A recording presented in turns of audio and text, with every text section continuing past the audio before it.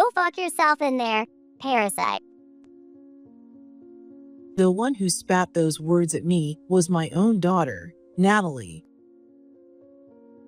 She twisted her lips into a cruel smirk, one that no child should ever direct at their own mother. Standing beside her, grinning just as maliciously, were my husband, Daniel, and his mother, Patricia. This had been my life ever since I married into this family. Daniel and Patricia worked together to torment me, using me as their personal punching bag to relieve their daily stress. To them, I was just a convenient target, and I had been shoved into this tiny storage room. Even Robert, the only person who had ever been on my side, was gone. I was doomed to live out the rest of my days in humiliation, trapped in this house of nightmares. At least, that's what Daniel and Patricia thought. But reality had other plans. After this, because of a certain action I took, Daniel and Patricia would soon find themselves in their own personal hell.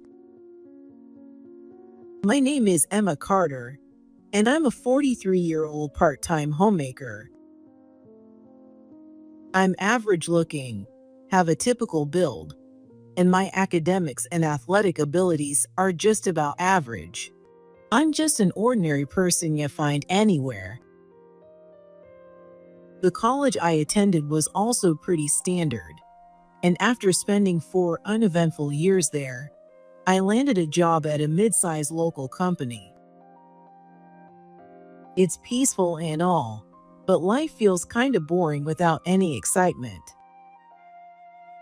Honestly, I should have been grateful just to have secured a job during an economic downturn, but at the time, I was getting tired of my predictable daily routine. Then one day, the company entered its busy season, and as part of the accounting department, I found myself working overtime almost every day. That day, I stayed late again, and as I dragged my exhausted self toward the station, I suddenly noticed something. Oh, I hear a guitar. Curious, I followed the sound and spotted a man performing a street gig in a small plaza near the station. That man was none other than Daniel, who would later become my husband. From then on, Daniel continued playing street gigs near the station from time to time. One day, I finally gathered the courage to talk to him. I had always been intrigued by Daniel's unconventional way of life. Things progressed smoothly from there, and before I knew it, we were dating. My self-produced CDs are selling really well. I think I'll try taking them to a record label soon. Daniel dreamed of making it big and would constantly write songs, bringing them to record labels in hopes of getting signed. I quietly supported him from the sidelines, believing in his dream. And then, 1 year after we met, Daniel came to me with exciting news. Someone from a record label offered me a debut. My dream is finally coming true. Really? That's amazing, Daniel. Congratulations. A record label had reached out to him after he submitted his music, offering him a chance to debut. After celebrating for a moment, Daniel suddenly got serious and looked me in the eye. Emma, thank you for always supporting me. If you're okay with someone like me, would you stay by my side forever? Wait, does that mean? Yeah, Emma, Will you marry me? I was overjoyed and immediately said yes to his proposal. With both our wedding and his major debut lined up, we were living in pure happiness. But then, everything took a sudden turn. The record label that had promised Daniel his debut went bankrupt due to financial struggles. Along with it, his dream of making it big disappeared. He tried submitting his music to other record labels, but none of them even gave him a second glance. Eventually, Daniel gave up on his music career. Considering my age, it's probably best to call it quits now. When I was 27 and Daniel was 29, he made the tough decision to let go of his dream. After that, he found a job at a regular company. It was disappointing that he couldn't achieve his dream, but having a stable job and a steady life wasn't so bad either. Maybe it's time for us to start thinking about having kids. Yeah, you're right. Let's build a happy family together. However, Daniel wasn't the type to stick with a job for long. Not even 6 months after starting at a company, he quit. Sorry. I just couldn't handle my boss constantly picking on me. It's okay. I just hope you find a better place next time. At first, I tried to be supportive. But after that, he kept quitting job after job. Every time, it was something his boss was too harsh. The workload was too heavy. Every time Daniel quit a job, he had an excuse. But after so many job changes, I started to wonder if the real issue was his personality. And then, I found out I was pregnant. I had always wanted a child, but with Daniel's unstable work situation, I couldn't help but feel anxious about bringing a baby into this life. Now that we're having a baby, you need to stick with your job this time, okay? I know. I get it. But just a month after I found out I was pregnant, Daniel quit his job again. Enough already. My paycheck alone isn't enough to cover rent and living expenses. At this rate, I won't be able to properly raise this baby. Until now, I had never gotten this angry when Daniel quit his jobs. But this time was different. His reckless choices weren't just affecting me anymore. They were impacting our unborn child too. I needed him to understand that, so I scolded him harshly. I'm sorry. Daniel looked down, sulking after my outburst. Then suddenly, he lifted his head and blurted out a suggestion. If paying rent is so tough, why don't we move in with my parents? Your folks live far away, but mine are less than an hour's drive from here. If you just held down a steady job, we wouldn't have to do that. I said it out loud, but my mind was already racing with another thought. If this situation keeps up, my savings will eventually run out. If I want to give our baby a stable life, relying on Daniel's parents might be the only realistic option. To be honest, I don't like the idea of living with them, but at this point, I might not have a choice. And so, we moved in with Daniel's parents. But that decision only led to even more trouble. Emma, this spot is still dirty. Just because you're pregnant doesn't mean you can slack off. Daniel's mother, Patricia, was incredibly strict with me. Actually, strict wasn't the right word. It was straight up bullying. I looked at the dirty spot she was pointing at. There was nothing there except a single strand of hair. "I'll clean it now." I couldn't help but think, if she noticed it, why doesn't she just clean it herself? But I kept quiet and did as Patricia said. One time, I tried pushing back just a little, but Patricia completely lost it, raging in a way that was honestly shocking. If it were just me, I wouldn't care, but I had a baby growing inside me. If she ever lost control and laid a hand on me, my child could be in danger. That day, Patricia was so furious that if things had escalated just a little more, she might have actually hit me. Because of that, I've kept my mouth shut and just obeyed her ever since. You're such a useless daughter-in-law.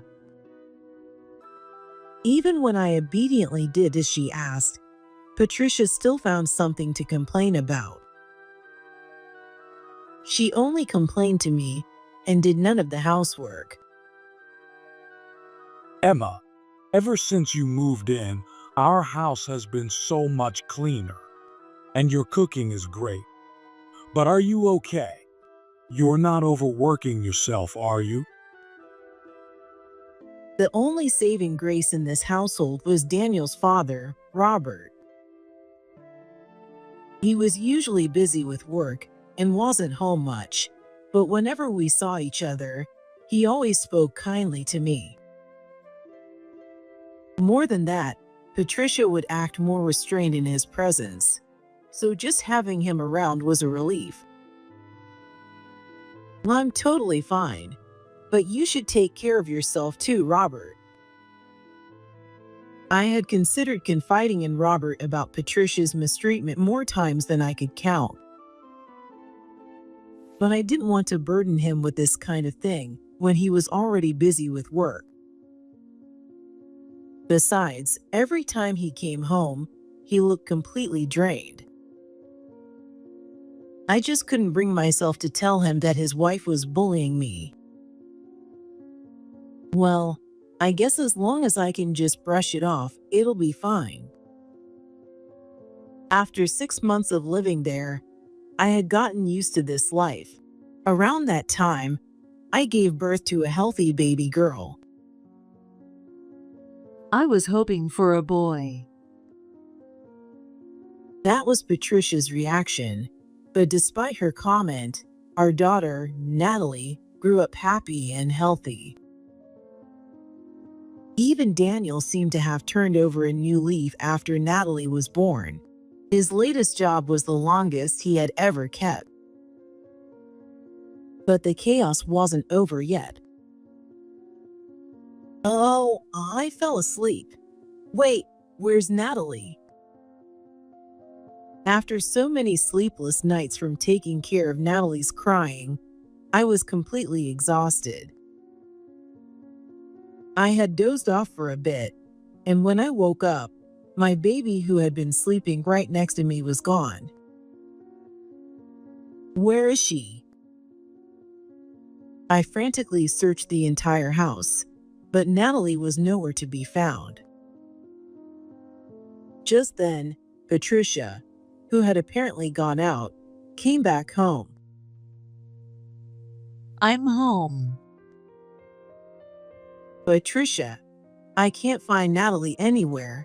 "Wait, what?" I rushed over to Patricia in a panic. And there, in her arms, I found Natalie fast asleep. As I stood there, stunned, Patricia casually handed her over to me, as if nothing had happened. My friend wanted to see Natalie's face, so I took her to visit. She said it so nonchalantly, but I couldn't hold back my outrage. You took her out without my permission. Why would I need your permission? She's my granddaughter. Before she's your granddaughter, she's my daughter. What if something had happened while you were out? Would you take responsibility? All the mistreatment I had endured from Patricia, I had never reacted this angrily before. For the first time, she actually looked a little flustered. Geez, you're overreacting. She huffed and hurried inside the house.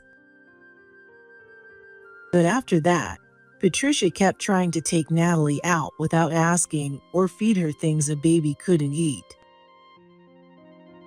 Luckily, because I kept a close eye on her after that incident, none of the attempts were made.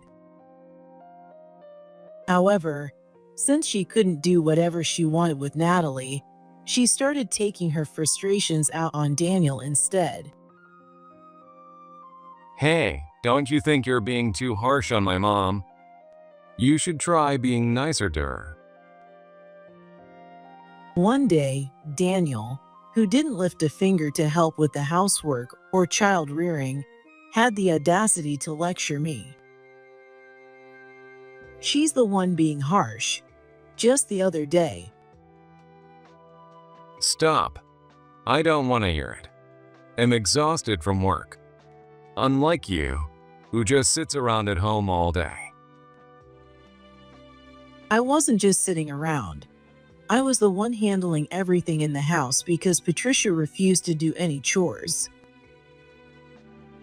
She never helped with raising Natalie either, so I had to do it all on my own. But no matter how much I explained, Daniel would never understand how hard it really was. After that, he started nagging me about everything.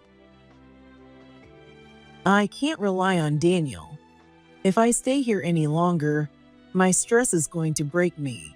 Maybe if I find a daycare and go back to work, I won't have to see Patricia as much.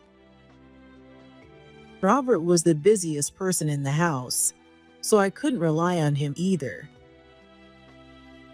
I searched for a daycare on my own, enrolled Natalie, and returned to work.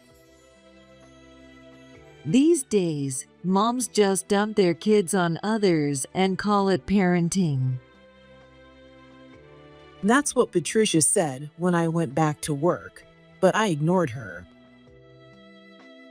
In the midst of all this, Daniel quit his job again, so in a way, it was good timing for me to return to work.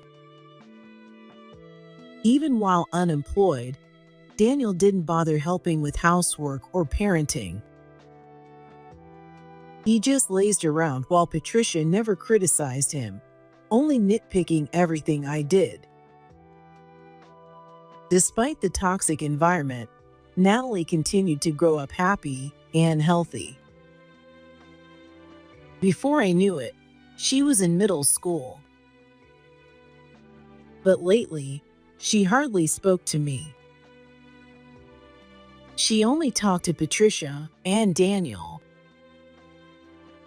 Natalie is much closer to us. Patricia said that with a smug smile as I sat alone in the house, completely isolated. Instead of easing up, her bullying had only gotten worse. She openly insulted me in front of Natalie now. Natalie just watched in silence, showing no reaction. You're on my side, aren't you, Natalie? Yeah. Patricia had completely turned Natalie against me, and she seemed happier than ever. I couldn't say anything. I could only watch from the sidelines. I thought things couldn't possibly get any worse, but bad events just kept piling up. Hey Emma, did you take my suit to the dry cleaners? No, you never asked me to. I told you I have my class reunion tomorrow. Of course I need my suit. You're so useless. Lately, Daniel had started speaking to me the same way Patricia did. He still jumped from job to job and was now working part-time at a nearby factory. He spent every last cent of his paycheck on himself, never contributing a dime to the household. How much longer can I keep living like this? I muttered under my breath, but no one was listening. The thought of spending the next several decades in this house filled me with dread. I desperately wanted to change my life, but I had no idea how. So, I just endured each day. But then, that day came, suddenly and without warning. One day, Robert suddenly collapsed at work and never came back. The cause was his heart failure. He had never been in the best health, and the sudden cold snap combined with his workload had put too much strain on his body. It's too soon, Robert. I was the one who handled all his funeral arrangements by myself. Patricia and Daniel dumped all the troublesome tasks on me, not lifting a finger to help. With Robert gone and no one left on my side, even more misfortune came my way. I'm turning your room into my personal storage space. What? One day, Patricia suddenly announced this and made me pack up my things. Well, where will my new room be? This one. She led me to a tiny, cluttered storage room. It was about the size of a small walk-in closet that she had been using before. I used to keep stuff here, but I ran out of space. When I turned to look at her, she was smirking with a nasty grin. I stood there, stunned, when Daniel and Natalie walked in. Oh, moving to a new room? It's small and cramped, just like you. Daniel laughed at me like it was some kind of joke. That smirk, it's just like Patricia's. Hey, Natalie, say something to her. She stared at me for a moment, then slowly curled her lips into a sneer. Go fuck yourself in there, parasite. Patricia and Daniel burst into laughter at her words. Natalie, don't make me laugh. Where do you even learn stuff like that? Cackling with crude laughter, the three of them walked away from the storage room. I stood there, staring at their backs in stunned silence. What am I supposed to do with my stuff? With everything I owned, there was no way I could fit it all in that tiny room. But if I left my things in the hallway, Patricia or Daniel might just throw them out. I somehow managed to cram everything into the tiny space and sat down with a sigh. Then, a small envelope slowly slid under the closed door. Mom, read this. Natalie's voice came from the other side. I quickly grabbed the letter and opened it. The plan will be executed in 3 days. That was all it said. All right. I whispered my response softly. 5 days later. Patricia and Daniel had been traveling together since 3 days before. Now that we're getting Robert's inheritance, why don't we splurge on a nice vacation? It hadn't even been that long since Robert passed, yet Patricia made the suggestion with an excited smile. Of course, the only ones she was inviting were Daniel and Natalie. As they chatted in the living room, I silently cleaned up after everyone's dinner in the kitchen. Oh, sounds good. I've been wanting to relax and unwind for a while now. Unwind from what? It's not like you actually work. But no one called him out on it. A trip? I'll pass. Oh, why's that? I have a big competition coming up for my club. I need time to practice, so you two go ahead without me. Natalie smiled as she spoke, and Patricia and Daniel nodded approvingly. You're so responsible, Natalie, unlike some people. Good luck with your training. We'll bring back lots of souvenirs for you. Thanks, I'm looking forward to it. And with that, Patricia and Daniel left for their 2-day trip. Today was the day they were supposed to return. But no matter how long I waited, neither of them showed up. Instead, my phone rang. It was Daniel. Hello? Where the hell are you? He shouted so loudly that I immediately pulled the phone away from my ear, wincing. Geez, don't yell. You're annoying. I'm hanging up. I asked you where you are. Daniel completely ignored what I said and just kept yelling. I let out a long, exaggerated sigh before telling Daniel where I was. Where am I? At my temporary apartment. Not giving you the exact address, though. That's right. I wasn't at his parents' house anymore. I had moved into a monthly rental apartment far away from their place. While Patricia and Daniel were off enjoying their vacation, I packed my things and left. And I didn't leave alone. Mom, what's wrong? I had moved into this apartment with my daughter, Natalie. I just heard Natalie's voice. And her stuff is gone too. I knew it.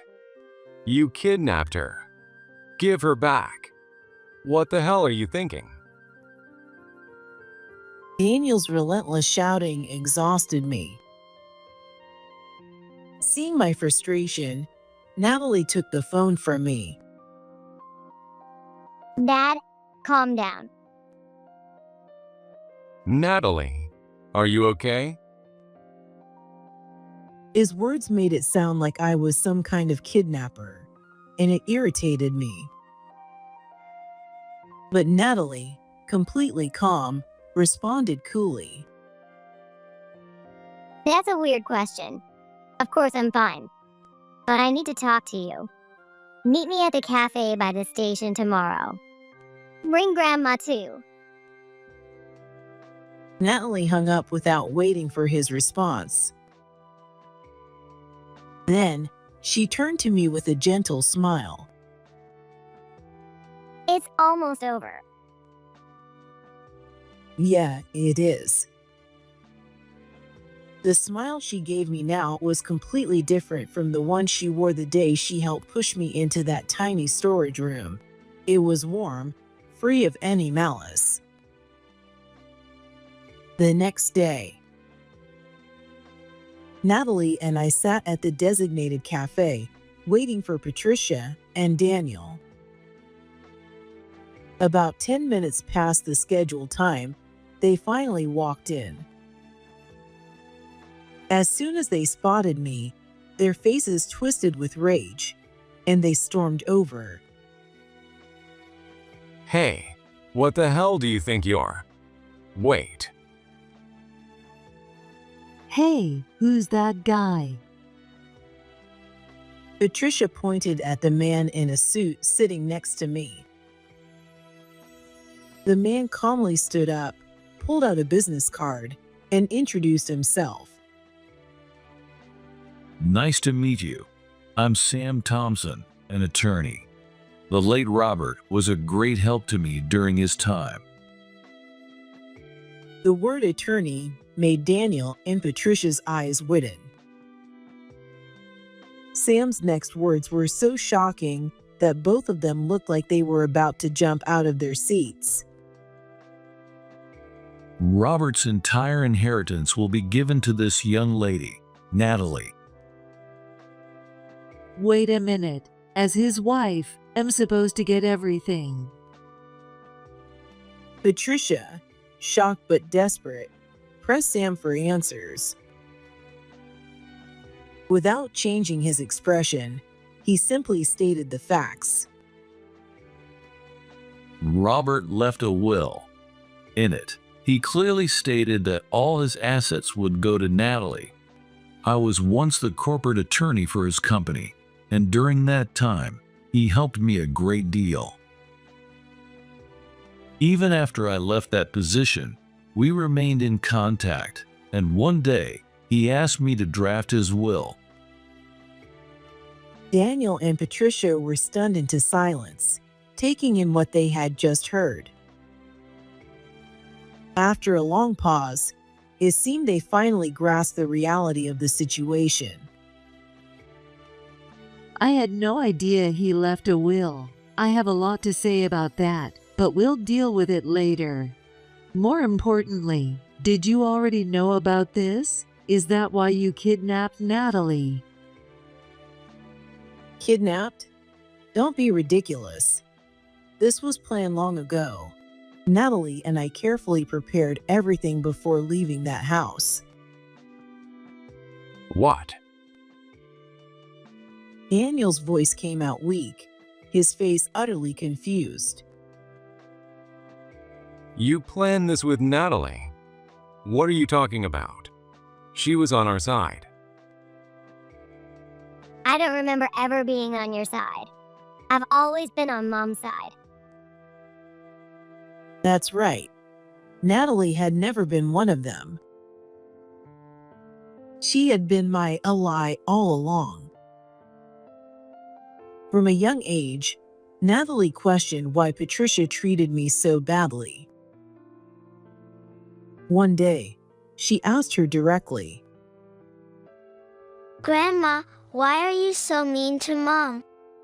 Patricia responded without hesitation. Your mom is a very bad person. That's why I have to scold her, to turn her into a better person. Natalie was still little, so she believed Patricia's words.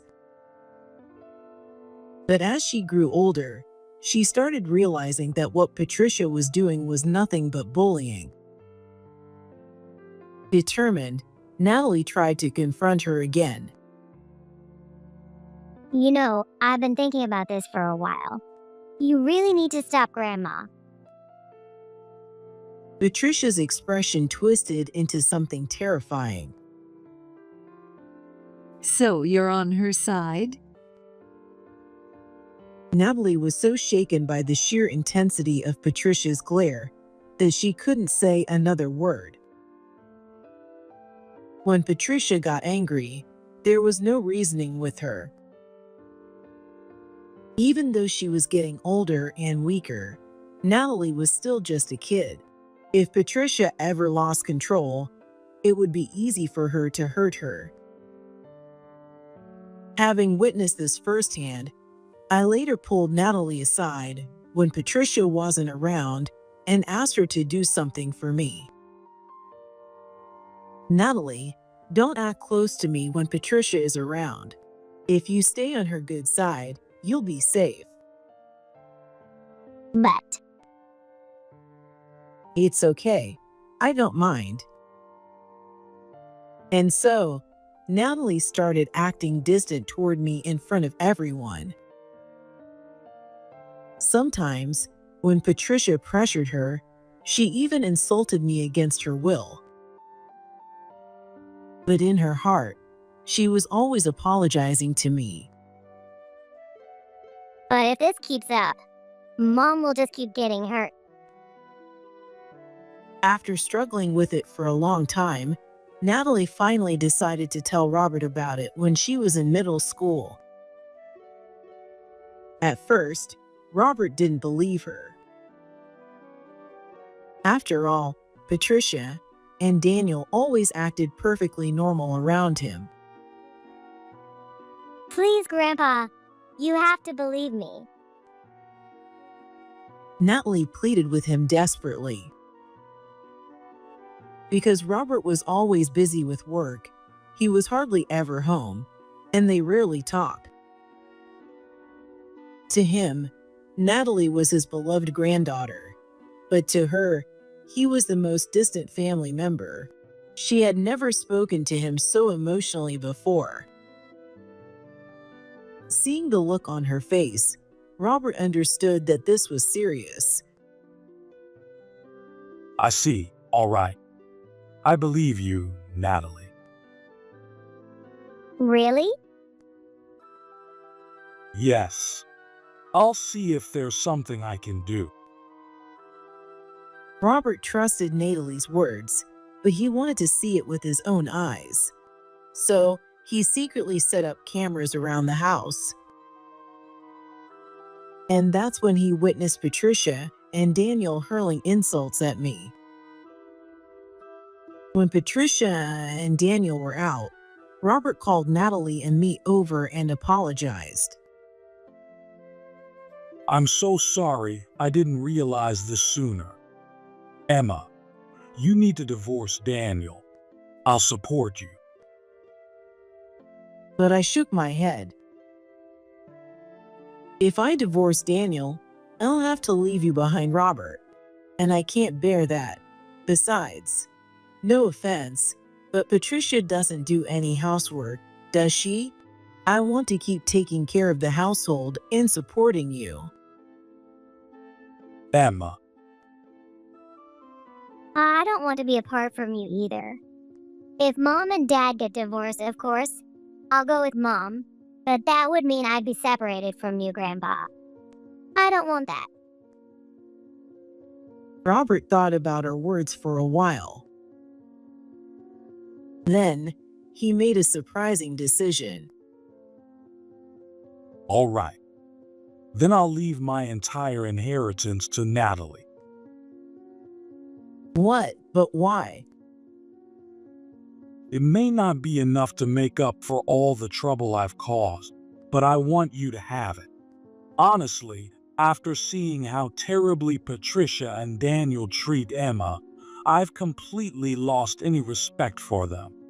I don't want them to get a single cent of my inheritance.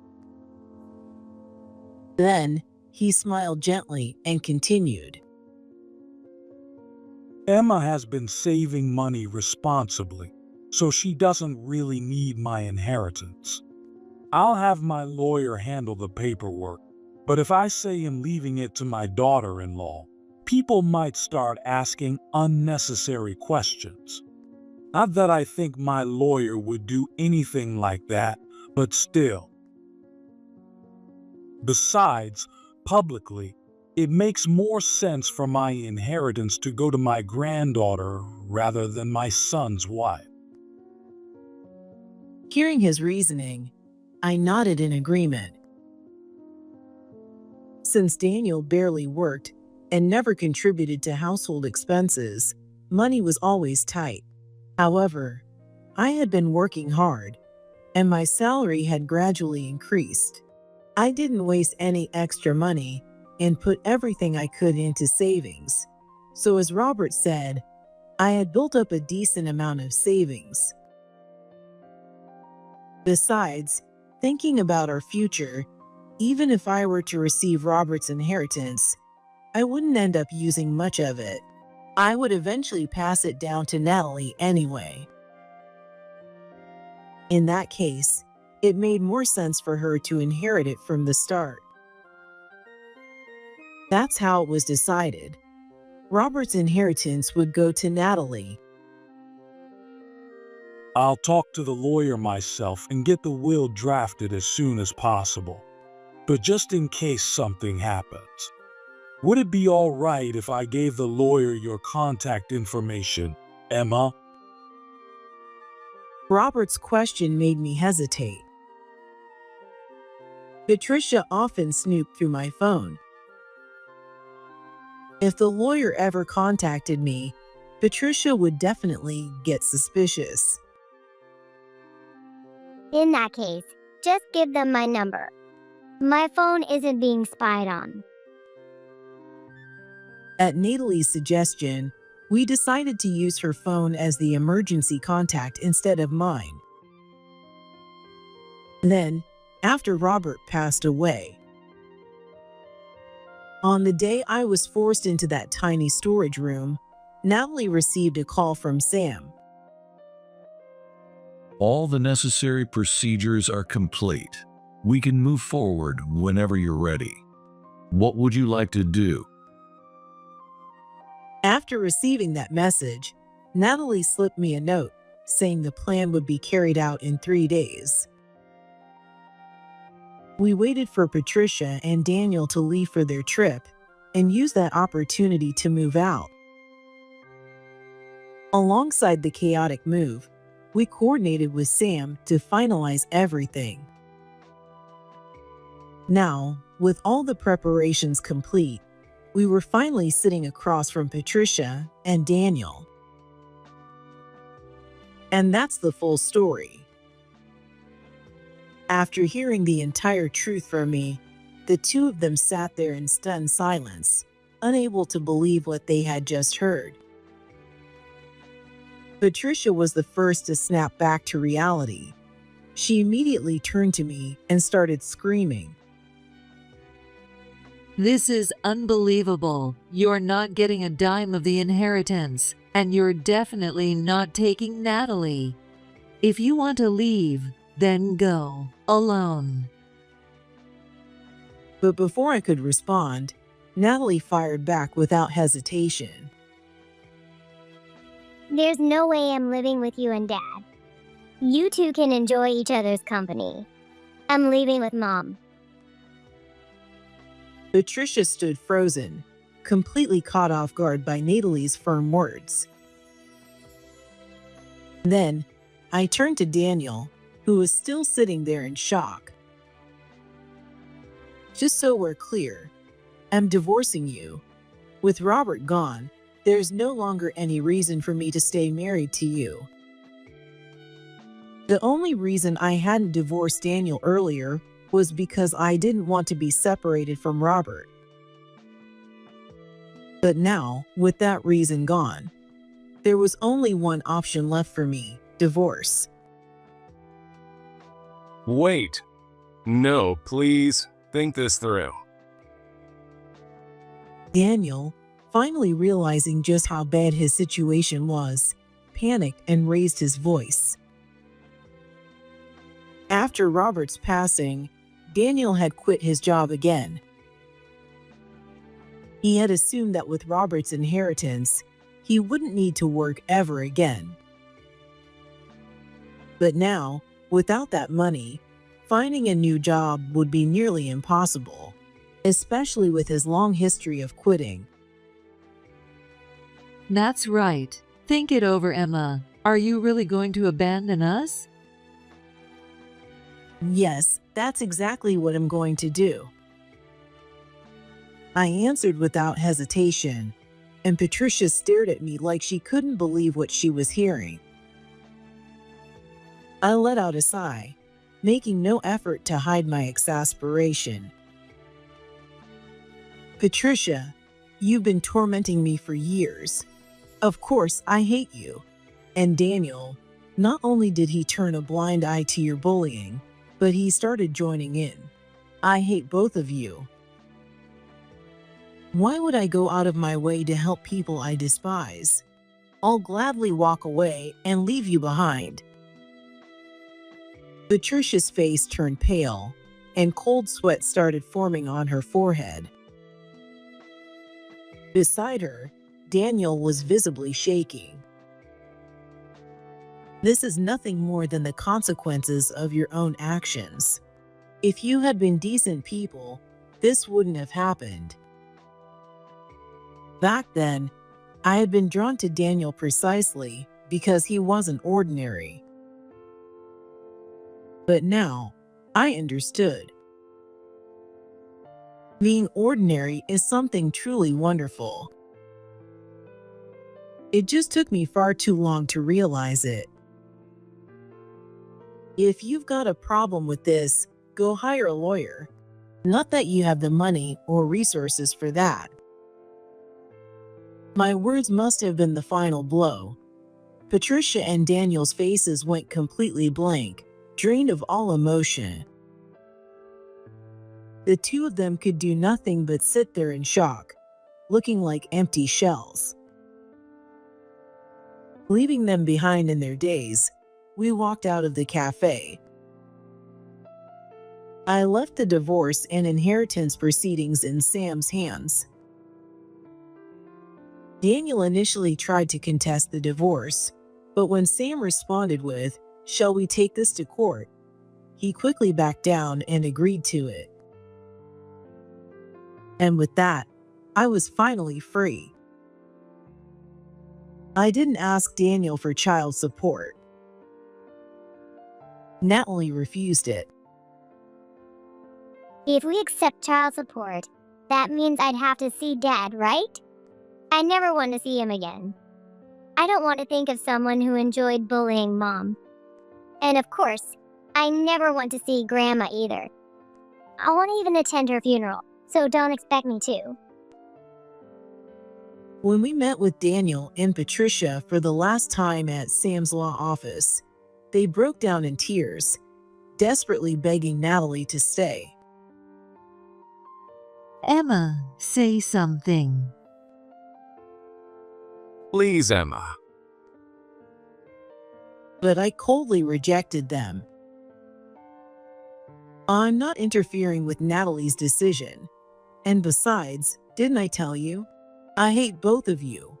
Why would I ever grant a favor to people I despise? That was the end of it. Even after Natalie and I left the law office, the two of them reportedly just sat there in silence, crying. With Robert's inheritance gone and me, their only source of income, out of the picture, their lives quickly fell into financial ruin. Daniel managed to find a part-time job, but his wages weren't nearly enough to support both of them. Eventually, they were forced to sell the house. I have no idea where the two of them are or what they're doing, and I have no interest in finding out. But one thing I do know, they're not living a good life. Meanwhile, Natalie and I moved from our temporary apartment into a small, cozy house. It was the perfect size for the two of us, and it even had a garden.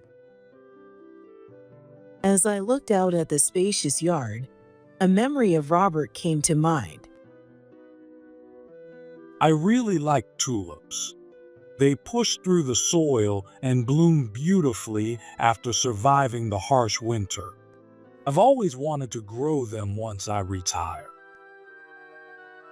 I love tulips too. If you start gardening, can I help?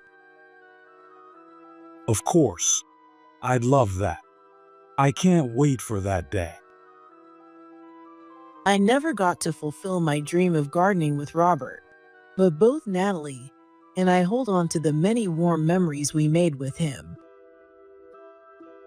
Someday, Natalie and I will plant tulips in our garden, just like Robert always wanted.